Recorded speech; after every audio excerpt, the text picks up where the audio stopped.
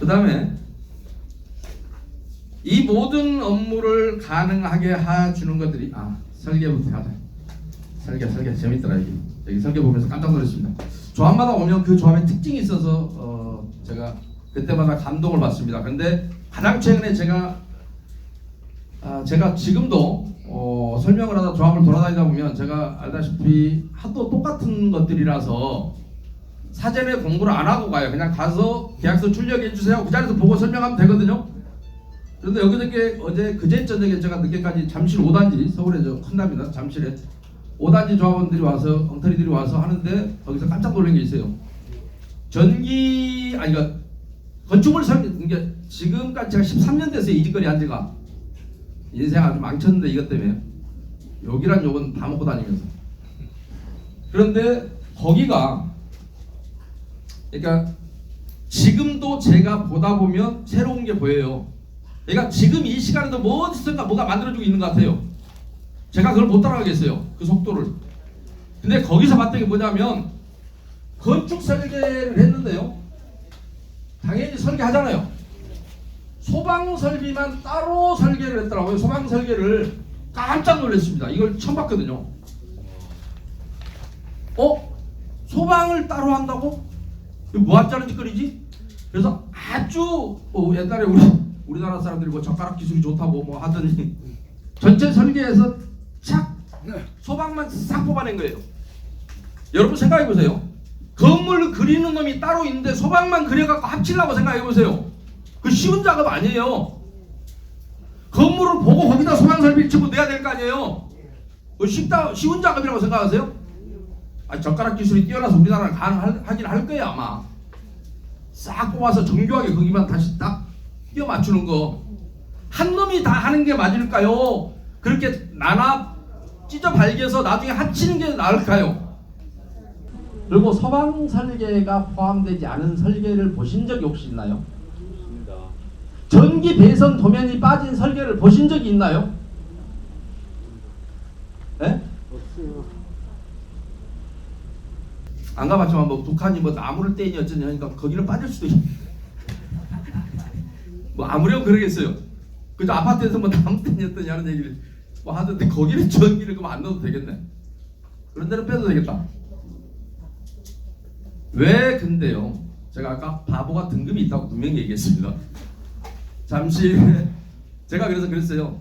분명히 그날 설명하기를 나한테 너희들이 이제 걸렸으니 내가 다른 데 가서 설명할 때 분명히 잠실 얘기하고 다닌다. 소방설비. 잠실에 약 4천여 명이 바보들이 모여 사는 동네가 있는데 거기는 소방만 아주 정교하게 빼냈더라. 건축설비에서. 건축설비가 있는데 또 소방만 하나 쫙 빼냈어요. 그 이야기를 분명히 할 거다 했는데 오늘 처음 합니다. 이틀밖에 안 됐기 때문에 따끈해요. 그런데 여러분은 뭘 뽑아냈느냐? 잠실 5단지 사람들은 여러분을 만나면 30m 전방에서 거수경례해야 됩니다. 게임이 안 돼요. 여러분은 자, 여러분은 설계를 했습니다. 그런데 2015년 4월에 설계 계약서가 있어요. 그런데 2017년 10월 20일 날 기계 전기 소방 통신을 용역에서 뽑아냅니다. 그러면 그 전에는 기계도 없고 시멘트만 그냥 거푸집만 여러분이 설계했는지 잘 모르겠어요.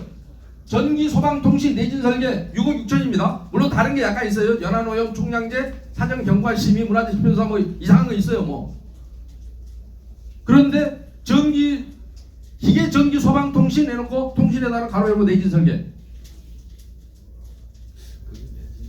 이게 뭐 하자는 거죠? 또 하나요. 내가 그래봐야 왜 여러분이 잠실 5단지 주민들한테 거수경례를 받아야 되는 이유입니다. 여기는 소방 하나 뺐습니다. 여러분은 전기 소방 통신 기계까지. 그 다음에 2019년 2월 8일 날. 근데 이게 설계 사무실입니다. 같은 설계 사무실입니다. 여러분 설계했던. 아주 정교합니다. 그 다음에 또 하나는 뭐냐?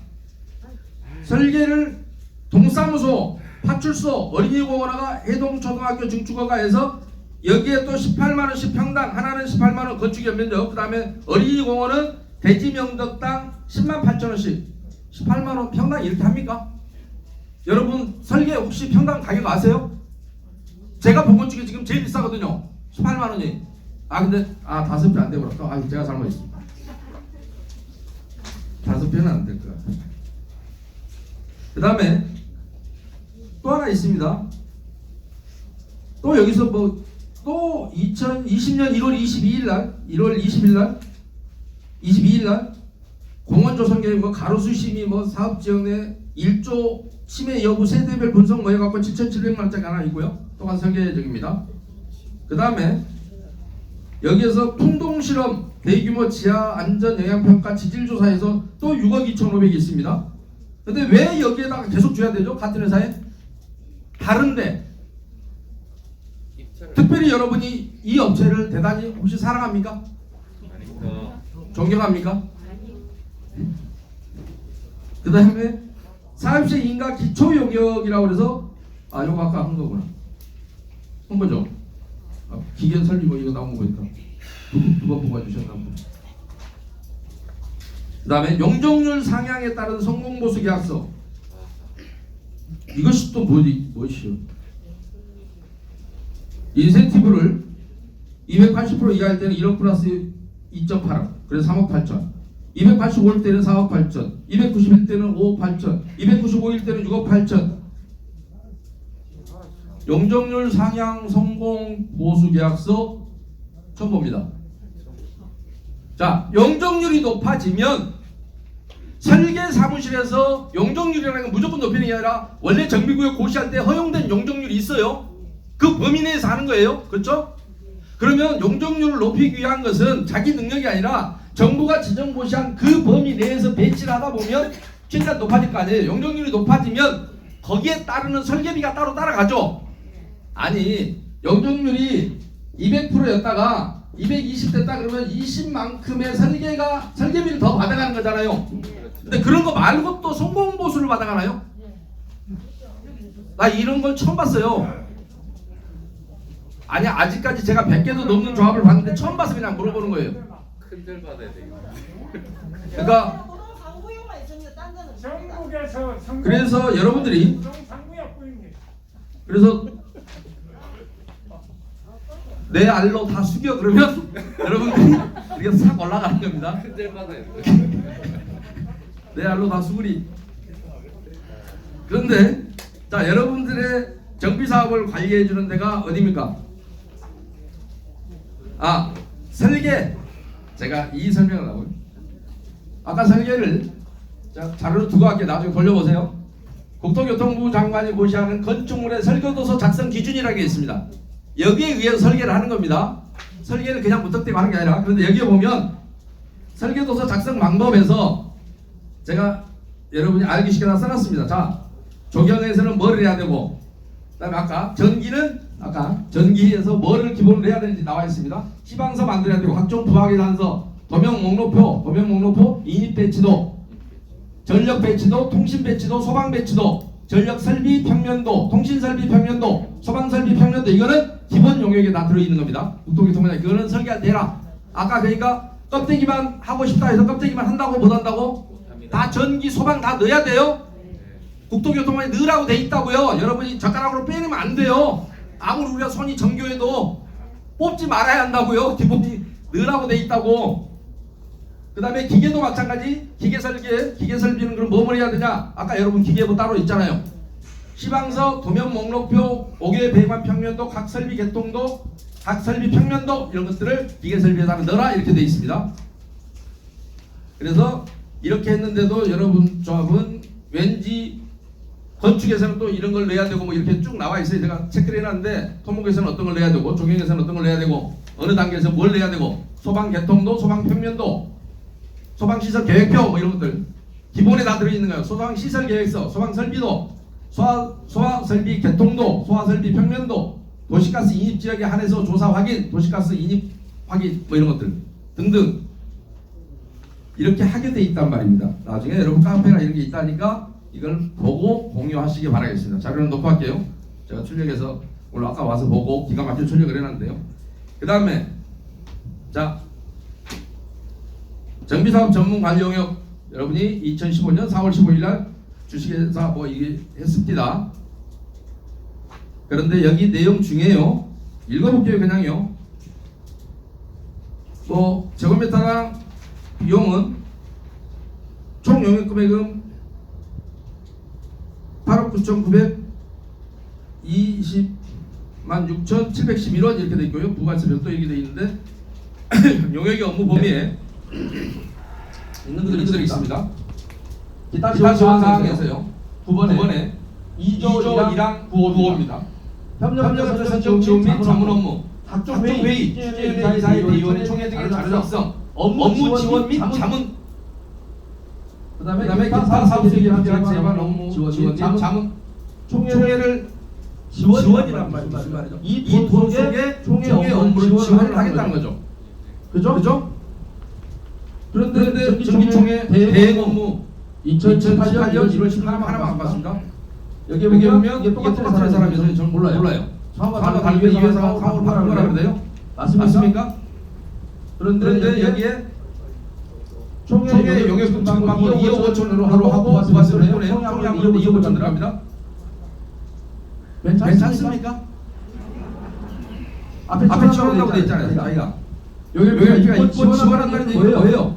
그 용역비 포함되어 있다는 얘기 아니에요?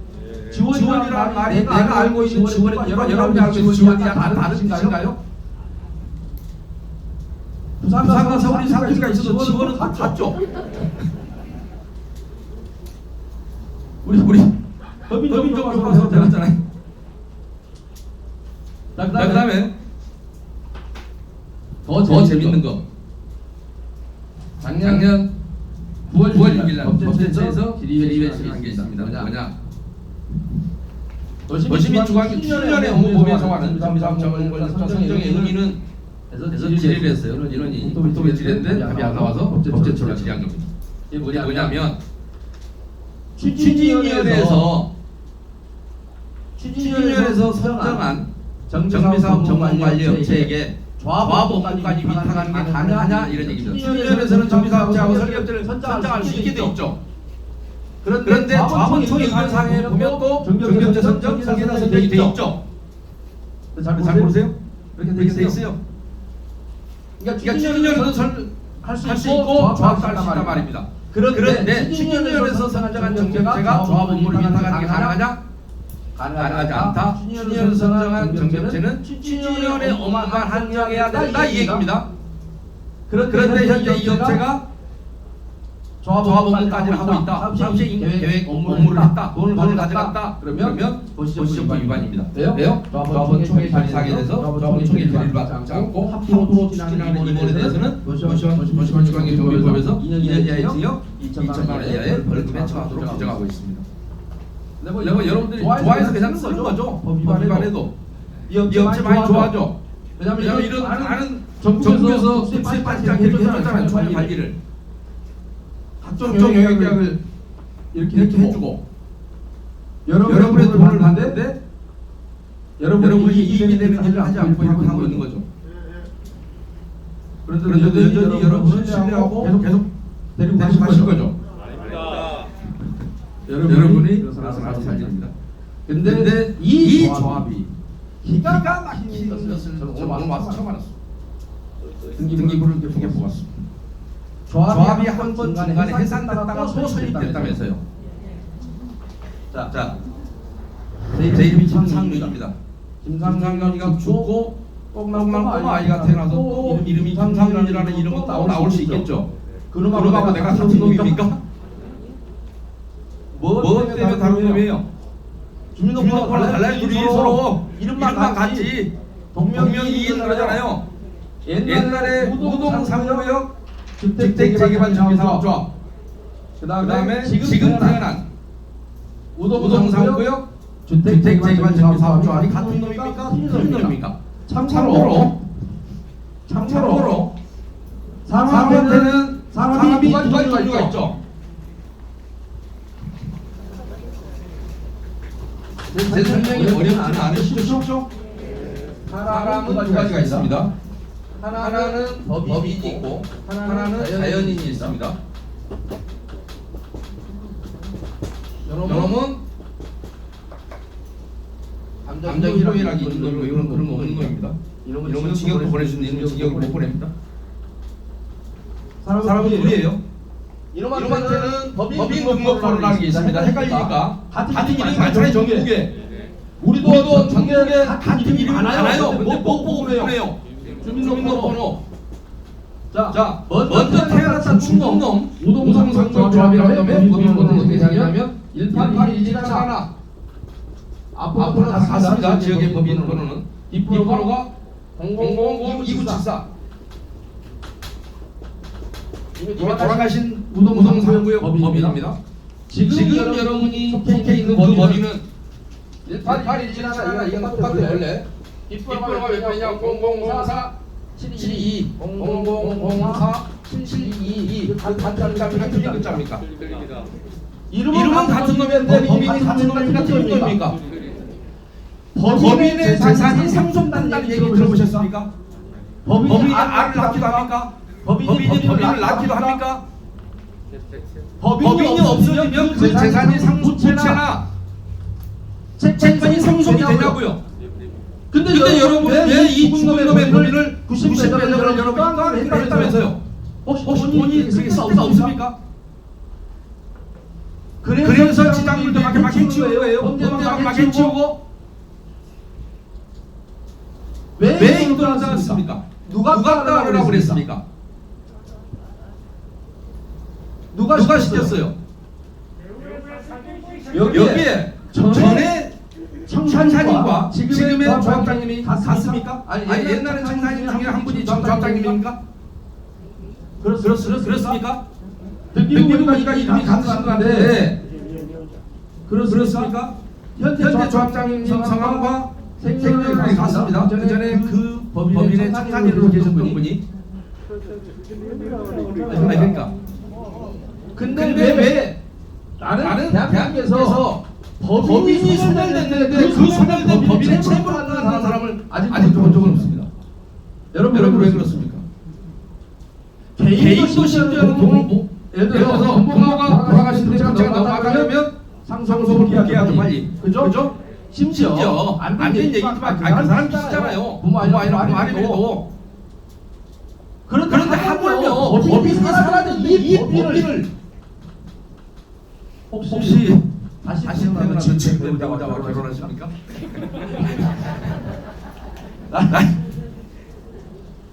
그때는 안 한다고 그러고 그 돈도 생각을 왜안 한다고 그러고 이거는 왜 죽은 법이 왜 떠났습니까?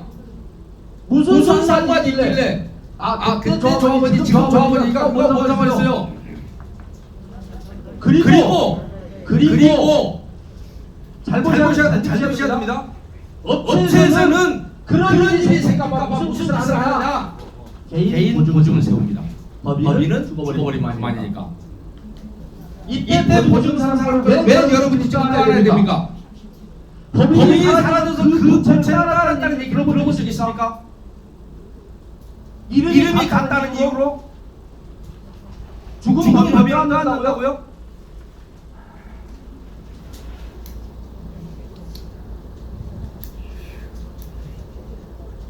괜찮으세요? 90억 정도는 그냥 별거 아닙니까?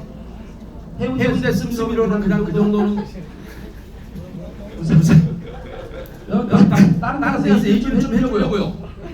제가 잠시 그리고 제가 잠시 광고 얘기할게요. 서울설비 거기 기계 그거 답했어. 앞으로 거시경에 우동상 만나면 잠시 다 전방에서 거시경.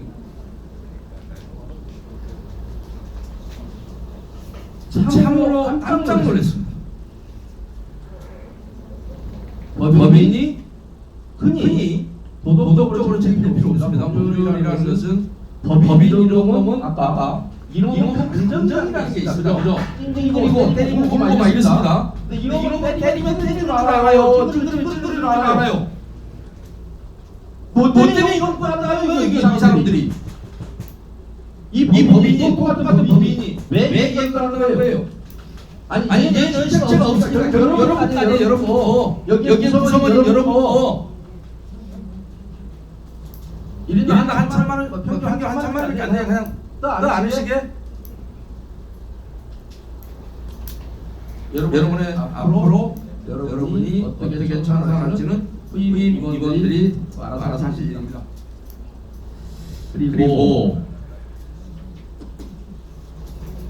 어떤 놈이 제가 오는 거를 되게 좋아하는 시공산인지 아니면 짐작은 가는 놈들이 있습니다만 또 하나만 여러분이 저는 어디서 와서 볼 거예요? 슬슬 여러분이 사니까요. 약간 한번 생각해 보십시오. 저처럼 저도 처음부터 그렇게 얘기하자. 여러분 저 앞에 얼마나 실수가 없냐. 그리고 여러분들은 무조건 뭘 해도 통과시켜주냐면 두 가지 사례만 놓고 살펴볼게요. 2020년 2월 25일 날 정기총회 책자입니다. 그 다음에 하나는 2020년 11월 20일 날 임시총회 책자입니다. 자 2월 25일자 뭘 해도 여러분이 믿어주니까 재밌는 현상을 봤습니다. 아주 짜증난데 이런 거 지적하려면 좀 미안하긴 합니다. 제가 가서 옆에 이야기를 안 하기로 했는데 재밌어서 그냥 여러분한테 한번 주라고요. 그냥 뭐라고 하나의 그냥 재미 요게 이 책자가 몇 페이지짜리 하면 73페이지입니다.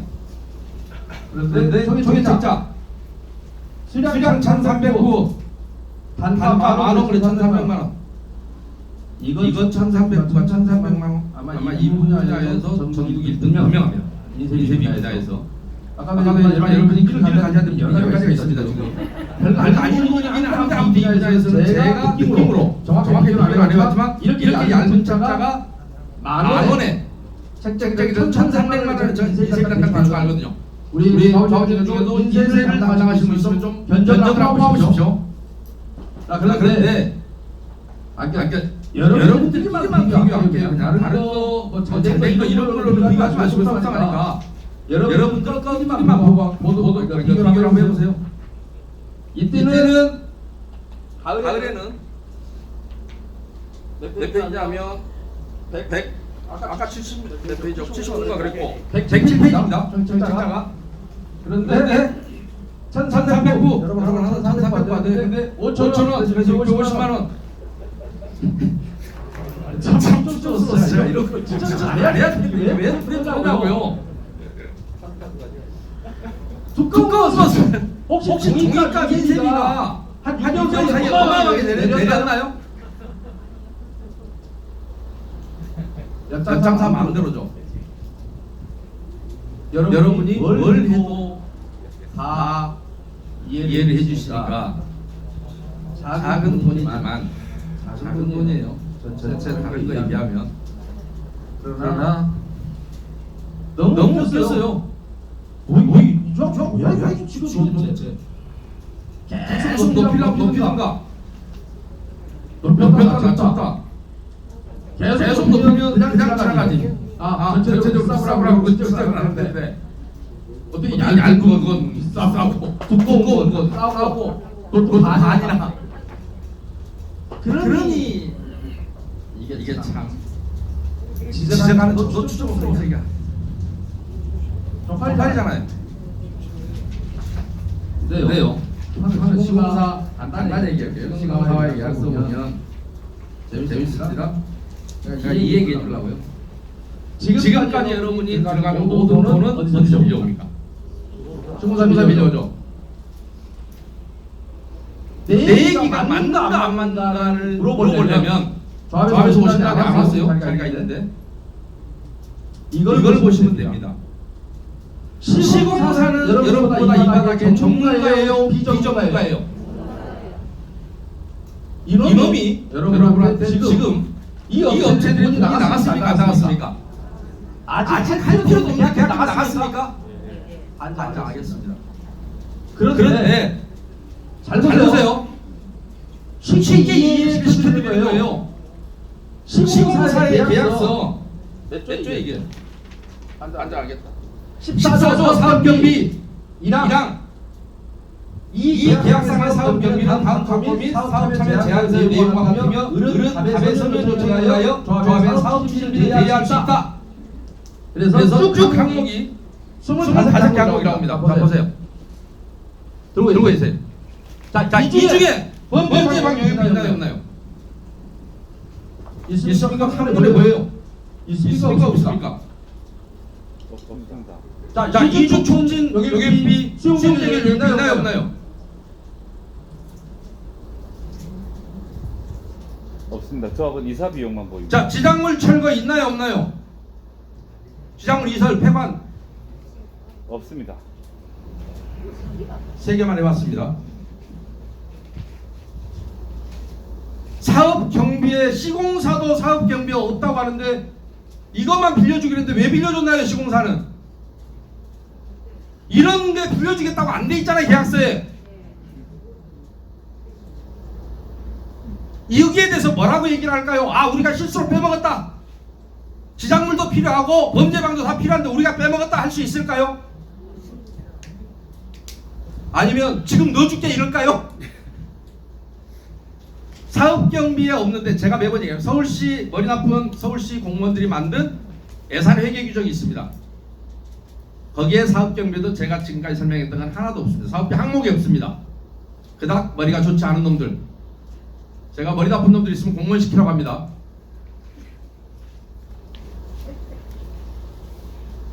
여기에도 없는데 여러분은 집행을 했습니다. 뭐라고 설명해야 할까요? 의문이 들지 않습니까? 필요하면 여기 넣었어야죠. 이 사업이 필요하단다. 내가 빌려줄 거만 그랬어야 될 거 아니에요. 그래야 안 그래요? 자, 아까 명도 소송도 있었습니다. 300세대 기준으로 뭐 얼마, 저기 기준으로 얼마 그런데 아까 여러분 명도 소송이 300세대까지 필요해요, 안 필요해요? 일괄 명도하면 안 돼요. 2주 기간 주면 대부분 나간다고요.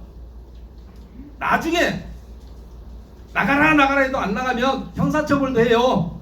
공익사업법에 의해서.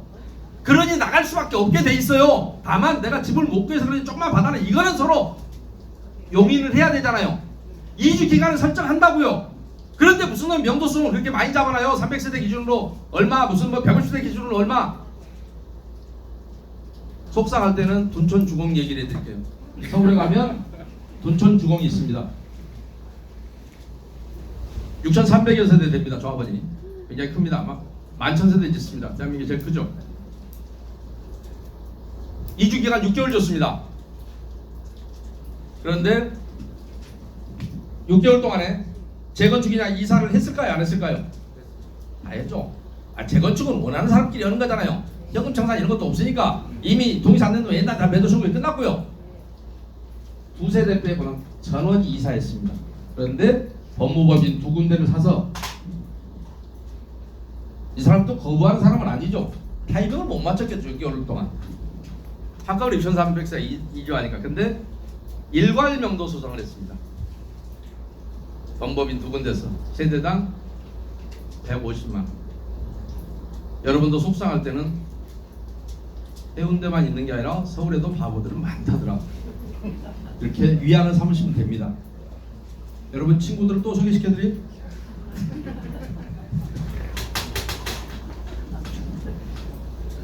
기가 막히진 아니에요. 내가 이사를 하면서 조합에다가는 나를 상대로 소송 좀 해, 그러고 소송비를 부담하고 온 거예요. 논리적으로 보면 그렇잖아요. 여러분도 그렇게 하실 건가요? 소송은 그때 가봐야 알고 지금 계약을 해야 될 필요가 있어요, 없어요? 없습니다.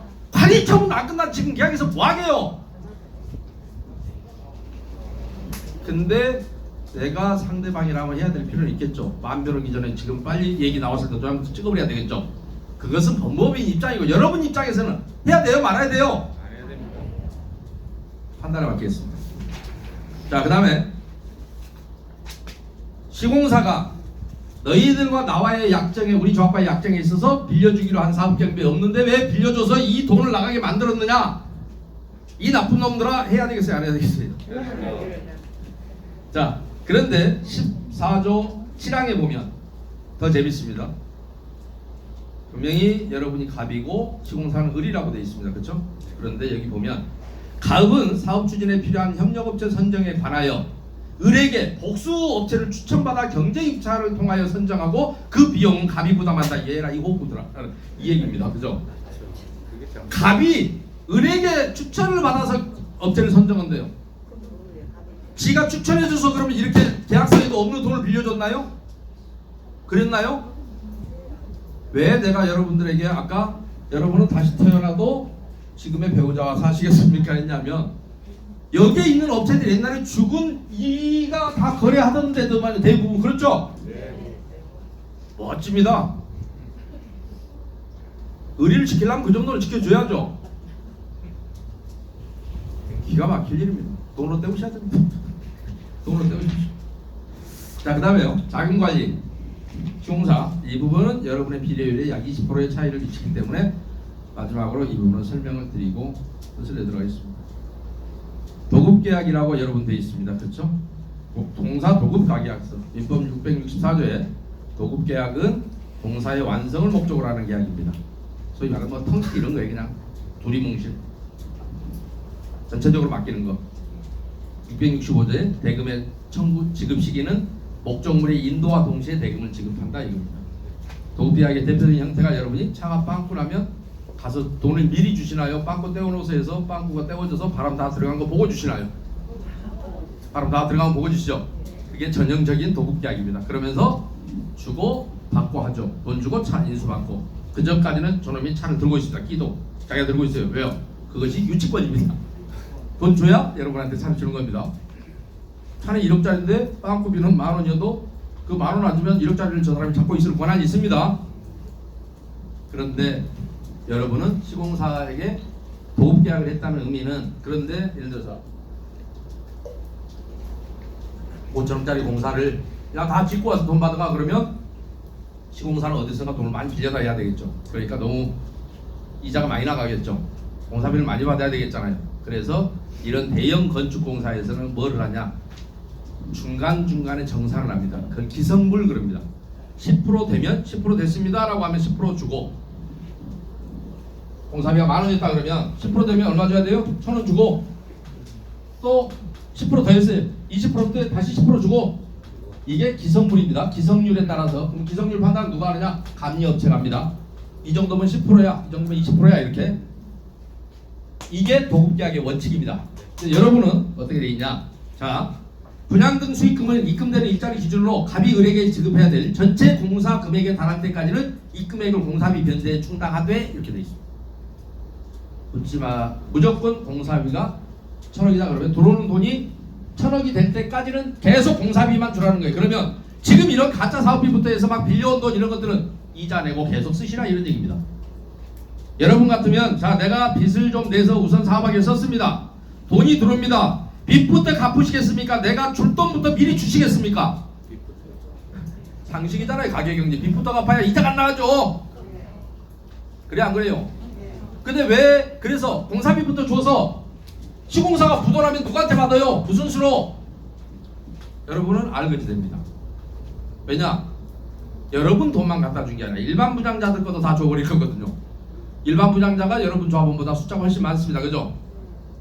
그들은 여러분을 믿고 계약을 했는데 여러분이 공사도 안 했는데 공사비 전액에 달할 때까지 들어오는 쪽쪽 준다. 왜? 우리는 돈이 많으니까 이자는 내가 길어줄게. 우리가 갖다 쓴 돈은 의리 있게 내가 끝까지 이자 줄 테니까 내 들어온 돈부터 가져가 그냥 네가. 이 계약입니다. 이런 계약을 도급이라고 하지 않습니다. 성급 계약이라고 합니다. 돈을 미리 주는 계약입니다. 기성에 관계없이. 그러면 사업비 이자라는 부분이 늘어나서 결국은 어느 조합이나 이렇게 계약을 하면 비례율이 약 20% 정도 하락하는 요인을 갖고 있습니다. 보면 볼수록 이상하죠. 뭐 하나 제대로 된 게 없죠. 여러분을 위해서. 왜요? 여러분이 무관심한 대가입니다. 관심을 갖지 않고 있었던 결과는 지금 이렇게 다가오는 겁니다. 그러니까 돈으로 때우기에는 너무 속이 상하죠. 이번에 회의 내시겠습니까?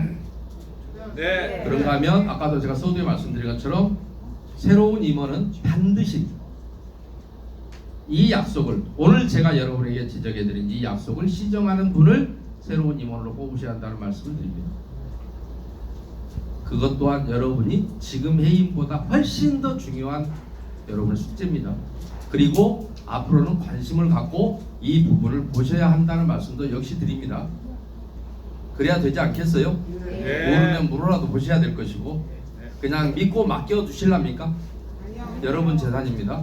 관심 갖고 꼭 보시고 계약서 아직 본계약이 아직 시공사고도 안 끝났기 때문에 계약을 하실 때도 꼼꼼하게 챙기시면 여러분의 재산을 많이 절감할 수 있고 여러분의 지출을 줄일 수 있습니다. 지금 아직 이게 끝난 게 아니라 이제 시작입니다. 그렇죠? 아직 대부분은 계약금이 나간 정도에 불과하다면 이는 그 책임 있는 사람들에게 손해배상을 청구하는 것만으로도 이 정도는 건져낼 수도 있을 수도 있습니다. 그러나 더 가면 어차피 그러니까 우리가 몸으로 말하면 처음에 치료를 하면 흉터도 안 남고 하지만 그 시기를 놓치면 설사 치료는 되더라도 크게 흉터가 남는다든가 하는 상처를 안게 되죠. 사업도 똑같습니다. 여러분이 얼마나 빨리 치유하는 노력을 하느냐에 따라서 여러분의 피해가 거의 완전하게 회복되느냐 아니면 회복은 됐는데 상당한 장애를 남기느냐에 그런 차이는 있을 수 있습니다. 수고하셨습니다. 그리고 간단하게 질문 받도록 하겠습니다. 예. 예. 긴 시간 강해 주신 법무사님께 큰 박수 부탁드리겠습니다. 자, 간단하게 질문하실 분 계시면 손을 들어서 질문해 주시면 저희들이 마이크를 갖다 드리겠습니다. 그리고 반드시 여러분들이 전 본인이 했던 거는 벗어나십시오. 그런 바보 짓은 없습니다. 여러분이 그때 인수하기로 했다면 또 인수 안 하시는 거로 결절이 하셔도 됩니다.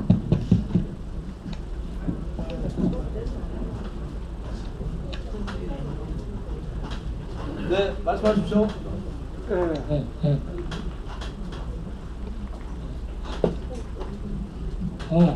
나옵니까? 네, 잘 나오고 있습니다. 예. 저는 우동 3구역의 조합원 김병규입니다. 다름이 아니고 지작물 철거가 도시가스, 전기, 수도, 전화 이 4개로 알고 있는데 그게 맞습니까? 네, 그렇습니다. 그렇습니까? 전화가 아니라 그냥 통신사 그러면은 인터넷서도 있을 것이고. 예, 그러면 우리 조합 우동 3구역 조합 정관한 제36조 2항에 보면 사업 승인이 나면 사업 승인서 사본하고 면적하고 일건의 서류를 만들어가 도시가스 관리자, 수도 관리자, 전화, 전기 관리자에게 우리가 앞으로 언제쯤 이렇게 사업 승인이 났으니 이걸 어떻게 하면 좋습니까? 하고 서류를 보내가 거기서 돈을 내라든지 공구로 한다든지 어느 업체로 한다든지 그걸 받게 되겠습니다. 분명히 정관항 36조 2항 3항에 있습니다. 그런데 이거를 지작물 철거를 45개 해놨습니다. 맞지요? 맞습니다. 아까 설명드렸던 부분입니다. 예. 그러면 이거는 사업 승인 후에 계약을 해야 될 내용들을 무조건 하고 계약을 하고 그것도 뻥튀기라. 제가 남천동에 있는 도시가스, 수도, 전기 다 네 군데를 다 지난해 1월, 2월에 방문해가 알아봤습니다. 조금 전에 내가 말하듯이 그런 서류를 보내오면 도시가스의 경우에 아무나 내 같은 놈이 아무 자격증 없는 놈이 도시가스 폐공 못하지요. 네. 안전상 문제가 있죠. 네, 예. 그러니까 자기네들이 그 서류를 받고 사업 승인이 나면은 이렇게 해야 되고 업체는 어떤 업체를 해야 된다고 요약서를 보내주면 그때서 비로소 계약이 이루어져야 됨에도 불구하고 지금 사업 승인을 3년 4년째 못 받고 있으면서도 계약이 다 이루어졌습니다. 그것도 아주 고가요.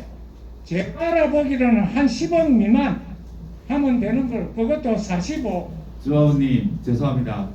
질문을 해주십시오. 의견은 강사님이 강의를 하셨고요. 지금 조합님께서 강의를 하신 것 같습니다. 제가 그래서 지금 조합원님이 말씀하신 내용을 이미 제가 설명을 했죠. 하셨거든요. 다만 조합원님이 잘못 알고 계신 부분만 수정을 해드리면, 저 조합원님이 사업시행 인가가 나면 그 작업을 한다 했는데, 아까 제가 설명할 때는 뭐라고 했냐면 관리처분 계획 인가가 나야 그 작업을 필요로 합니다 라고 설명을 드렸고, 그래야 관리처분 인가가 나야 종전재산에 대해서는 더 이상 사용 수익할 수 없다라는 것 때문에 그렇게 돼 있고, 그 머리 나쁜 서울시 공무원들이 만든 서울시 예산 회계 규정에도, 여러분은 부산시는 회계 규정이 어떻게 생겼는지 모르겠습니다. 표준 규정을 갖고 있는지도 모르겠고, 서울시는 그 각 용역의 계약 시기에 대해서 나옵니다. 그 시기가 뭐라고 돼 있냐면, 아까 철거는 관리처분 이후라고 돼 있다고 제가 아까 그 설명도 드렸습니다. 그리고 서울시 예산회계 규정은 어떤 경우에도 설사 계약이 미리 체결되더라도 30일 전에는, 용역 착수 30일 전에는 계약금이 지급돼서는 안 된다라고 되어 있습니다. 설사 시기를 어기더라도. 그러니까 여러분처럼 만약에 서울시 같은 회계 규정 당연한 거잖아요. 아니, 일을 할 때 준 것이지 이자 물어가면서 내가 미리 줘야 될 이유가 뭐가 있어요?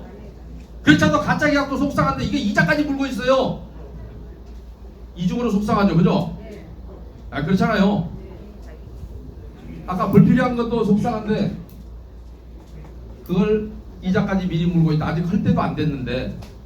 그래서 그런 부분을 아까 제가 이미 설명을 드렸습니다. 다만 사업시행 인가 후가 아니고, 여러분 정말에는 기존 규정은 없는데 서울시 같은 경우는 당연히 법률 규정을 제가 유추해서 설명드렸습니다. 그리고 서울시는 근데 계약의 회계 규정에서 시기를 철거 이후 이렇게 정하고 있습니다.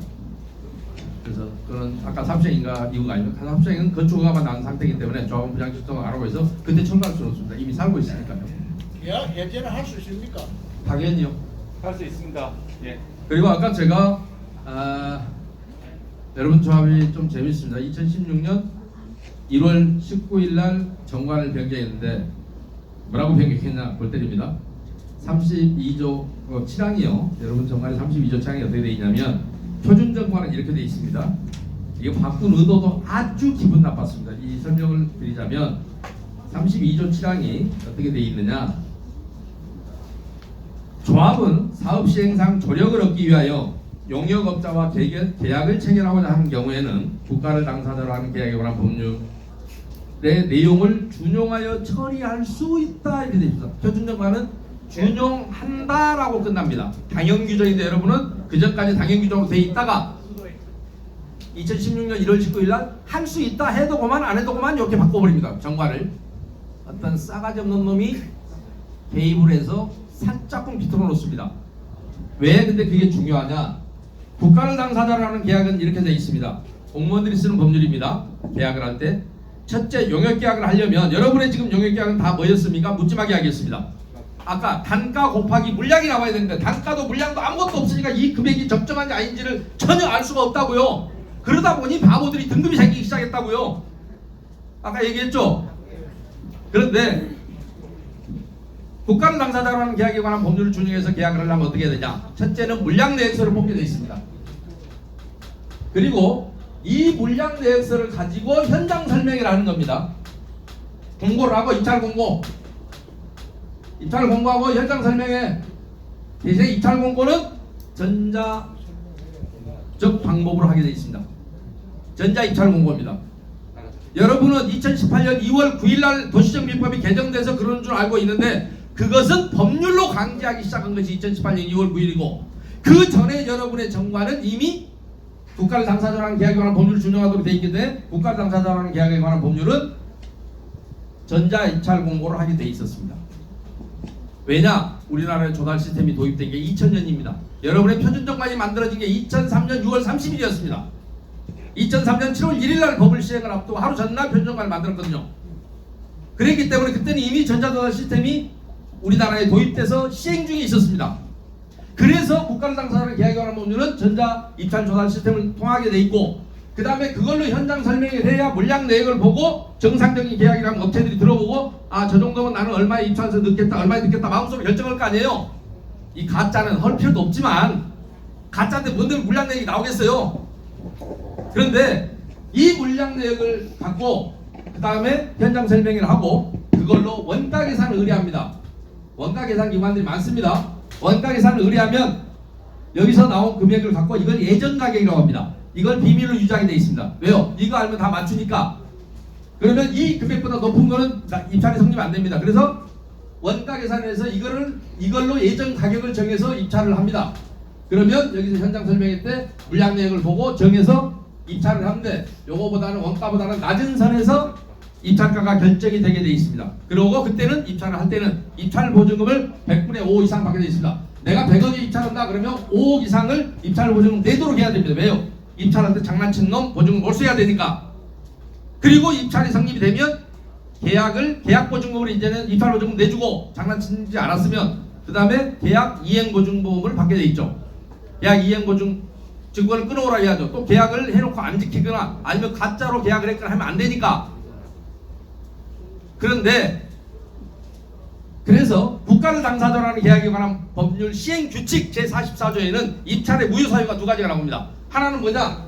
전자 입찰을 하지 않은 경우. 두 번째는 뭐냐? 입찰 보증금을 100분의 5 이상 안 받은 경우. 여러분 조합은 이 두 가지에 다 포함됩니까? 안 됩니까? 지금까지 모든 계약이 됩니다. 다 됩니다. 어느 하나라도 지켰나요? 이걸 지켰나요? 이걸 지켰나요? 그렇습니다. 그런데 표준정관에는 에어컨 좀 꺼주세요. 국가를 당사자라는 계약에 의한 법률을 준용한다 돼 있는데 그 전까지 2016년 1월 19일까지 그렇게 돼 있다가 이렇게 되면 우리는 이걸 지켜야 돼, 이 규칙을. 그러니까 할 수 있다로 바꿔버립니다. 할 수 있다 해도 그만 안 해도 그만인 걸로. 이런 싸가지. 그죠? 어떤 선수가 붙어서. 여러분은 근데 그 말이 무슨 말인지도 모르면 어물쩍 넘어가셨을 겁니다. 주의를 기울이지. 보통 사람의 상식으로 알기가 쉽지 않거든요. 그렇죠? 그러나 누군가는 그런 싸가지 없는 작업을 미리 해놨더라 이런 얘기입니다. 네.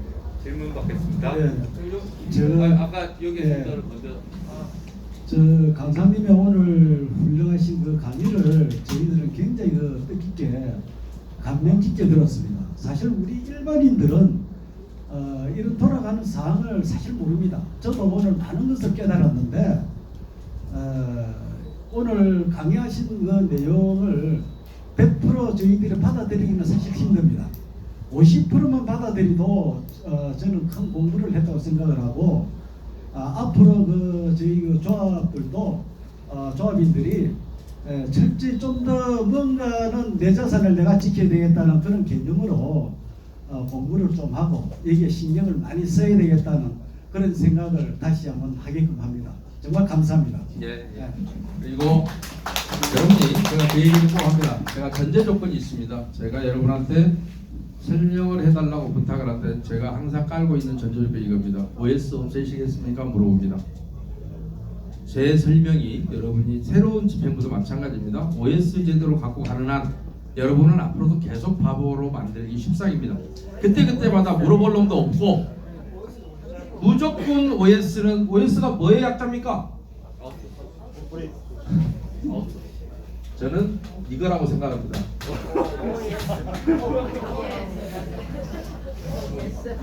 조합의 감사는 뭐 하는 사람입니까? 원래 16조 1항에 의하면 조합의 사무가 적정한지 무엇을 감사하고 감사의 직분이 나옵니다. 그런데 저는 감사는 조합에다 대고 감사합니다 하고 있는 사람이 감사라고 생각합니다.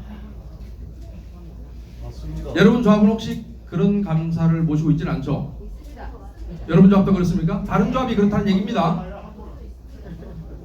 조합의 연신 감사합니다 하는 게 조합의 감사입니다. 여러분 조합은 그러지 않길 바랍니다. OS는 모든 게 yes입니다. 여러분이 앞으로도 여러분이 OS를 왜 아무리 대한민국이 정치사에서 부정선거가 있고 뭐가 있고 했어도 여러분 투표를 대신해 줬던 적은 없죠. 뭐 본대 사기 만들었다 이런 시비도 있었고 뭐 군인들 투표 막 이런 건 있었지만 투표함을 바꿔치겠다 그런 것도 시비는 있었네요. 과거에 아주 오래전에. 그러나 지금 그런 거 없죠. 근데 왜 여러분이 주권 행사를 할 줄 몰라서 OS를 씁니까? 그 비싼 돈을 쓰고 OS에 종사하는 애들이 매번 했던 얘기입니다. 저한테 북한의 핵 문제도 자기들한테 맡기면 가서 합의서를 써올 텐데 미국 대통령이 가서 못하고 누구도 못하고 문 대통령도 못하고 자기들한테 맡겼어야 되는데 왜요? 가짜로라도 써온다는 얘기입니다. 그 얘기는 진짜는 못 써오고 OS 없애셔야 됩니다. 없애시겠습니까? 대신 전자적 의결 방법 얼마나 있지 않습니까? 제가 그것을 하겠다는 전제하에 제가 설명드립니다. 그래야 여러분에게 이 다음에라도 진실을 여러분이 물어보고자 했을 때 가르쳐주면 여러분이 스스로 이 안건은 나쁘구나, 조합장이 믿었더니 이런 안건을 올렸네 라고 해서 부결을 여러분이 시킬 수 있어야 됩니다. 그렇죠? 물론 새로운 집행부는 그런 일이 없어야 맞을 거고요. 미리 좀 더 연구해서 좋은 안건을 올려야 되겠죠. 여러분이 그런 고민을 안 하도록 하는 게 가장 중요하나 OS가 껴있는 한 할 수가 없습니다. 아무리 내가 그래서 제 카페 이름이 서면결의서 위조방지대책위원회, 이게 설사 여러분이 어떤 의사표시에도 이걸 중간에 위조를 해버리면 지금 내가 설명한 이 모든 게 의미 없는 일이 돼버린단 말입니다. 왜 그 말씀을 드리느냐, 옛날에 왕십리 2013년 상황입니다. 지금은 다 입주했는데요. 그때까지 왕십리 일구에게 13번의 총회를 했습니다. 근데 역대 투표의 1, 2, 3위가 명확하게 갈립니다. 1위가 뭐냐, 사업비를 한 번에 1,600억 올렸을 때 82%, 2위가 뭐냐, 580억을 올렸을 때 79%, 3위가 뭐냐, 460억을 올렸을 때 77%. 아주 멋집니다. 2% 사이로 2, 3%씩.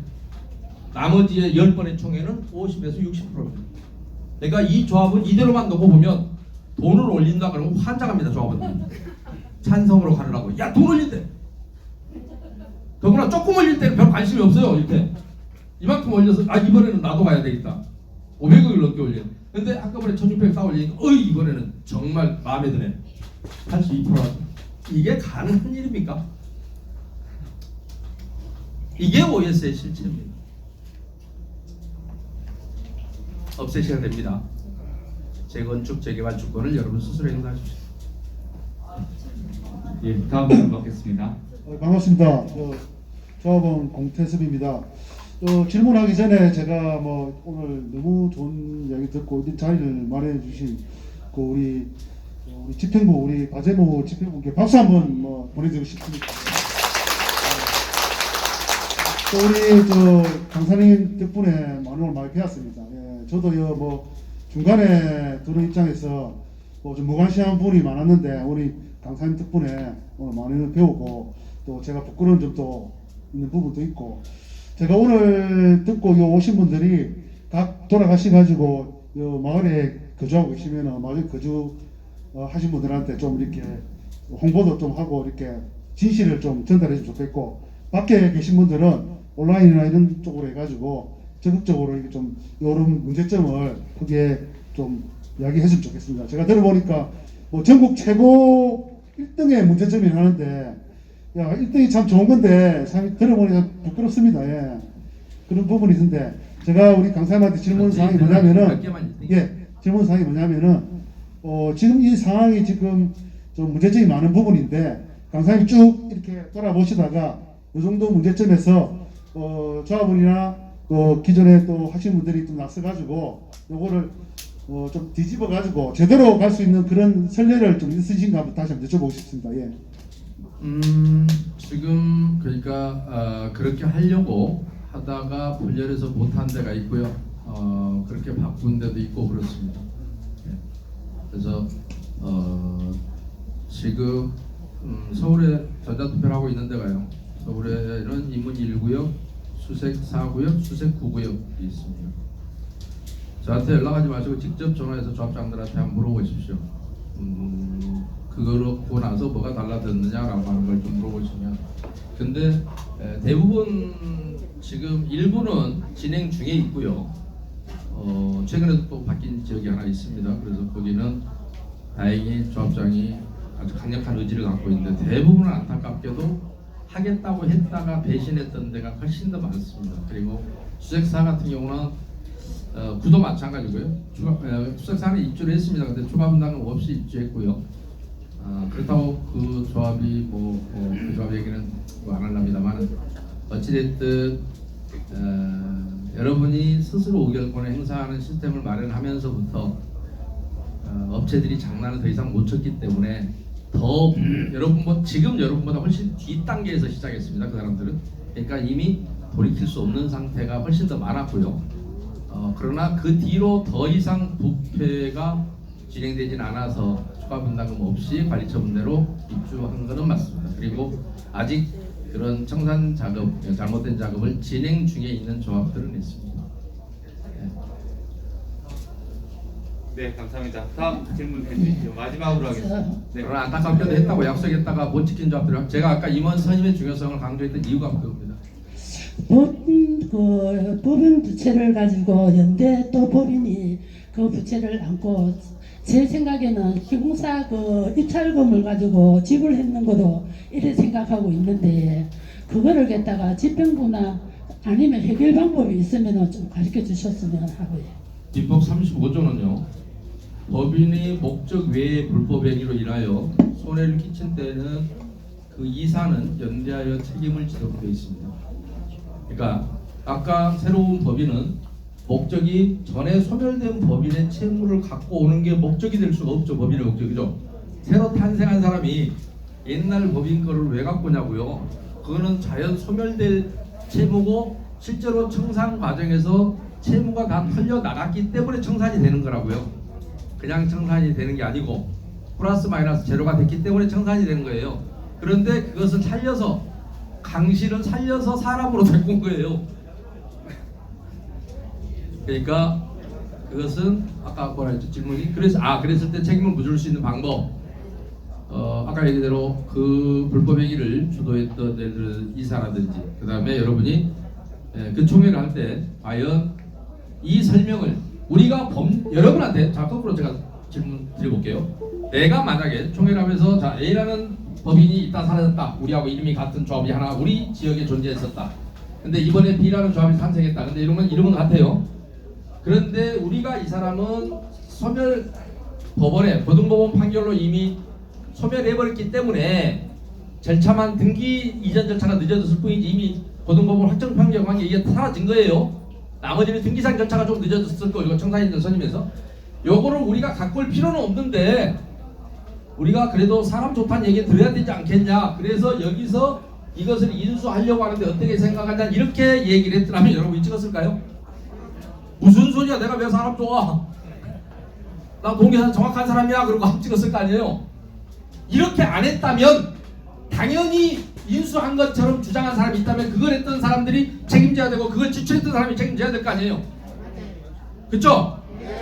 분양할 때까지 놔뒀다가 지금은 분양권에 프리미엄이 좀 있다면서요. 제가 여러분이라면 그렇게 하겠습니다. 지금 집 바로 뺐으면 별 저기가 없으니까 분양 다 하게 한 다음에 그걸 뺐으면 시가로 팔면 되겠네. 그죠? 한 10억씩 가면 10명만 해도 100억은 되겠네요. 그렇지 않나요? 할 의지가 있으면 박수 치셔야 돼. 이럴 때는 가만 놔둬요. 그 안에 또 집하고 화가 나. 그럼 재평부인데 질의를 드려도 되겠네. 아 그럼요. 아까 제가 민법 35조 다시 한번 보시라고 했잖아요. 개발 아까 목적 외의 행위를 목적 외의 행위로 소리를 지르는 그러니까 내가 묻잖아요. 그 집행부가 왜 책임이 있는 거냐. 자 이거는 우리가 전혀 책임질 일은 아닌데 법인이 부채를 승계했다거나 상속되거나 이런 일이 있을 수 없으니까 그리고 그때는 여기에 책임지겠다는 돈 갖고 올 때요 연대보증 쓴 사람들이 다 있어요. 그 사람들 걸 왜 여러분이 갚아야 되냐고. 그쪽에서 받아가게 놔뒀어야지. 막말로 법인은 없어지면 그런 위험이 있기 때문에 법인의 이사들한테 연대보증을 상대방 입장에서 시키는 거예요. 법인 부도나 봐요. 책상하고 컴퓨터밖에 더 있어요. 이런 대형 회사를 하더라도 부도 놔보십시오. 뭐 거질 게 뭐가 있나? 자산이 뭐가 있나? 그러다 보니까 그 고의로 부도를 내거나 할 수도 있거든요. 그거 못하게 하려고 연대보증을 세운 거라고요. 근데 여러분이 갚아버림으로 해서 이 사람들은 아이고 살판 났네. 그쵸? 근데 지금이라도 안 돼. 이거 불법이래. 우리가 갖고 올 필요가 없었대라고 지금이라도 다시 거부 결의를 해야죠. 그런데 그 집행부가 그걸 들어와서 집을 팔고 떠난 사람이 있거든요. 그러니까 그런 사람들 어떻게 책임을 지는 거야? 뭐 찾아가서 받아야지. 그거 어떻게 뭐라? 혹시 제가 길 가다가 빚 받아줍니다. 이거 좀 전화번호 그 나머지 이런 제기된 의견들은 저희들 조합원들끼리 의논을 해서 대책이라든지 이슈라든지 이런 부분들은 같이 논의할 수 있도록 서로 여기 계신 조합원들께서 많이 도와주시기 바랍니다. 다음 조합원이 질문 있겠습니다. 안녕하십니까. 저는 우등에 192-9번지에 살고 있는 전옥순입니다. 제가 저번에 총회 때 건의한 게 좀 있었습니다. 현대에서 나오는 책자에서 이사비 이주비가 있다고 이래 했거든요. 그런데 어느 시점에서 빵빵 이래 해놨더라고요. 영영 이래 해놔가지고 제가 그래 이제 총회 때 나가가지고 발표를 했어요. 왜 여 책에는 이사비 이주비가 얼마 준다고 해놓고 여 책에는 막 빵빵 해놨느냐, 빵빵하면 이사비 이주비가 안 준다는 뜻 아니냐고. 그러니까 그거를 다음에 회사에서 알아보고 연락하겠습니다 하더만 그 다음 연도에 이제 총회 때 제가 갔었어요. 갔더만은 그 문제는 회사하고 잘 얘기해가지고 해결했다 이러면 아무 말로만 이래 증거가 있었는 거예요. 예를 들어 책장이 나왔다든가 그거는 해결했다 어떻다 저떻다 해결했다는 거 증거도 없고 아무것도 없어요. 그래가지고 저 경우에는 그런 경우에는 이사비 이주비를 받을 때까지 이사를 하지 말아야 되는 건가 아니면은 그래도 떠나야 되는 건가 그런 궁금했습니다. 예, 이상입니다. 이사비 이주비를 어차피 줄걸요. 뭐 특정 개인만 안 주거나 그럴 수는 없잖아요. 전체적으로 줄 거예요. 예. 그거는 왜냐면 특정 개인만 안 주시면 그분이 전체적으로 사업에다가 넣어버리기 때문에 사실 불합리합니다만 막 그렇게 하고 있으니까 그러면 남이 빚 얻었으면 내가 이자를 감당하는 꼴이 돼서 누구나 똑같이 그러니까 종전재산 평가액에 예를 들어 40% 이렇게 일률적으로 줘야만이 공평한 거거든요. 그래서 그거 안 줄 수는 없습니다. 안 줄 방법이 있지 않아요. 책에다가 영영 빵빵 해놨는데도 나옵니다. 아니요, 전체적으로 줄 겁니다. 예. 안 줄 수가 없어요. 더구나 다른 사람 주는데 나는 안 준다 말이 안 되잖아요. 그런 일은 안 생길 거예요. 예, 그런 질문은 제가 받아본 적도 없고 그런 사례가 없고 그래요. 줄 겁니다. 네, 감사합니다. 마지막으로 질문 있으신 분 질문해 주세요. 예, 저는 마이크 없이 하겠습니다. 450번지 사는 질문입니다. 다름이 아니고 저는 절차상의 문제를 드리겠습니다. 20일과 21일. 20일은 조합식에서는 임시총회, 그 다음에 21일은 가정모에서 임시총회가 이루어질 겁니다. 그렇다면 저희들이 행사를 하려면 20일의 총회에서는 보내었던 책자에 의해서 OMR 치트식 카드가 있더라고요. 거기에 해임에 관한 신임권을 올려놨습니다. 그 신임권에 대해서는 저희들은 해임에 찬성해서 보내야 될까요? 그 다음에 두 번째, 만약에 그때 저희들이 충족을 하지 못한다면 그게 통과된다면 저희들이 21일 날 만약에 저희들이 충족 즉 2분의 1 다 참석을 해서 저희들이 해임권을 통과시켰다면 그게 충돌이 생기지 않을까요? 그 부분에 과정에 관해서 설명을 좀 부탁드리겠습니다. 이상입니다. 제가 잠깐 봤는데 20일 날은 무슨 재신임의 건인가 뭐 있죠. 신임의 건이고 21일 날 조계자는 재신임은 아무 의미 없는 짓거리예요. 왜냐하면 재신임이라는 그런 제도도 불필요하지만 재신임이라는 게 무슨 법률상 임기가 있는데 여러분은 임기 내에 재신임 한다 그래서 뭐 한 번 더 하게 해줄 것도 아니고 불필요한 짓이고요. 하나만한 짓이에요. 하나만한 짓이고 21일 날 여러분들이 해임하면 해임이 되는 것이고 그렇죠. 그러니까 20일 총회는 여러분의 해임에게는 전혀 뭐 지장이 없는 거라서 아예 무시하셔도 됩니다. 그냥 아셔도 됩니다. 어떤 법률 효과도 없습니다. 네, 재신임이 의결된다 해서 무슨 법률 효과가 있거나 그러지 않아요. 예, 그러면 만약에 통과가 된다면 그분들의 문제는 언제 발생이 됩니까? 임기 지금 현재 임기 그러니까 하나만한 일이라니까. 해임의 부분이 아니고 선임의 부분이 아니고 신임의 건입니다. 20일 날 임시총회 여러분 기분만 물어본 거예요. 여러분 다 어떻게 생각해? 그럼 기분만 물어본 거예요. 21일 날 하는 해임은 그야말로 가결, 부결 아무 조합장 의미 및 임원의 해임 총회입니다. 예, 그러면 효력은 언제 발생이 됩니까? 어디요? 해임은 자 원칙적으로요. 해임은 임기 만료나 해임은 원칙적으로 위임 사무가 종료되는 걸 원칙이라고 합니다. 원칙.